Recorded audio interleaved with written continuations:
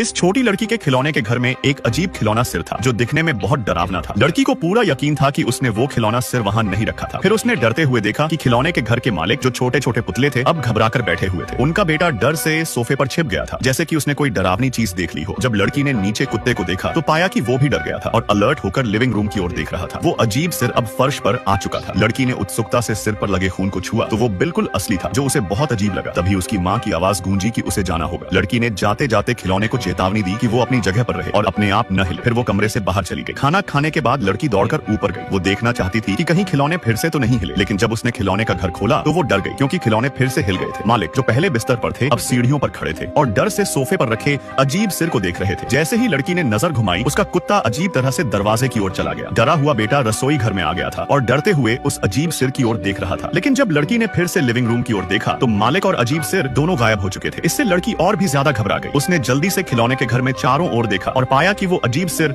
अब बेडरूम के बिस्तर पर था। अब लड़की को पूरा यकीन हो गया था कि खिलौने के घर में भूत है। वो डर के मारे बिस्तर में लेट गई और सोचने लगी कि इस डरावने सिर से छुटकारा कैसे पाया जाए। जल्दी ही उसने एक उपाय सोचा। अगले दिन लड़की खिलौने की दुकान से एक पुलिस अफसर का पुतला खरीद कर लाई और उसे खिलौने के घर में रख दिया, यह सोचकर कि अजीब सिर डरकर भाग जाएगा। लेकिन जब उसने खिलौने का घर खोला तो अजीब सिर पूरे घर में कहीं नहीं था और मालिक का परिवार शांति से खाने की मेज पर बैठा हुआ था। लड़की ने पुलिस के पुतले को खिलौने के घर में रखा, लेकिन जब रात में उसने फिर से खिलौने के घर की जांच की तो देखा कि पुलिस के पुतले का सिर गायब था। अजीब सिर ने पुलिस के पुतले को मार डाला था। मालिक का भयभीत परिवार देखकर छोटी लड़की भी सहम गई। वो अजीब सिर बाथरूम के शीशे में छिपा हुआ था। उसे देखकर लड़की डर के मारे तुरंत रजाई में जा छिपी। अगले दिन लड़की फिर से खिलौने की दुकान गई और उस सिर पर काबू पाने के लिए एक शिकारी का पुतला खरीद लिया। उसने उसे खिलौने के घर में रखकर मालिक के परिवार की रक्षा करने को कहा। देर रात जब लड़की ने टॉर्च लेकर खिलौने के घर में देखा तो पाया कि शिकारी कुल्हाड़ी लेकर उस डरावने सिर को ढूंढ रहा था। तभी अचानक लड़की की टॉर्च टिमटिमाने लगी। जैसे ही उसने टॉर्च को ठीक किया तो देखा कि शिकारी का शरीर खिड़की से बाहर निकला हुआ था। लड़की ने सोचा कि शायद शिकारी खिलौने के घर के बाहर उस सिर को ढूंढ रहा है। वो खिलौने के घर के पीछे देखने गई मगर वहाँ शिकारी मरा पड़ा था। लड़की ने घबराकर खिलौने के घर की ओर देखा तो पाया कि वो सिर मालिक के परिवार के पीछे आ चुका था। डर के मारे लड़की चीख पड़ी। तभी उसकी माँ कमरे में आई और चिंतित होकर पूछने लगी कि क्या हुआ। लड़की ने कहा कि उसने एक डरावना सपना देखा था। माँ ने राहत की सांस ली और वापस चली गई। तभी अचानक खिलौने के घर से एक अजीब आवाज आने लगी। लड़की ने जल्दी से खिलौने के घर में देखा तो वो डर से कांपने लगी थी क्योंकि डरावना सिर मालिक के परिवार की हत्या कर चुका था। दोनों के सिर गायब थे, लेकिन सबसे अजीब बात यह थी कि उनका बेटा कहीं नहीं था। लड़की पूरे घर में उसकी खोज करने लगी। तभी उसने एक भयानक दृश्य देखा। वो अजीब सिर